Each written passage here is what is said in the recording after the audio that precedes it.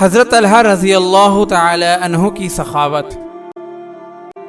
حضرت طلحہ بن عبید اللہ رضی اللہ تعالی عنہ نے ایک مرتبہ اپنی زمین حضرت عثمان رضی اللہ تعالی عنہ کے ہاتھ 7 لاکھ درہم میں بیچی۔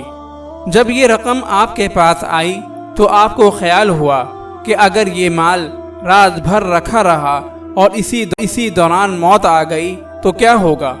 لہذا اسے اپنے خادم کے ذریعے مدینہ کے فقراء و مساکین اور بیوہ عورتوں کو رات بھر تقسیم کراتے رہے، یہاں تک کہ صبح ہوتے ہوتے ان میں سے 1 درہم بھی باقی نہ بچا۔ زیاد بن جریر کہتے ہیں کہ ایک مرتبہ حضرت طلحہ بن عبید اللہ نے ایک ہی مجلس میں 1 لاکھ درہم تقسیم فرما دیے،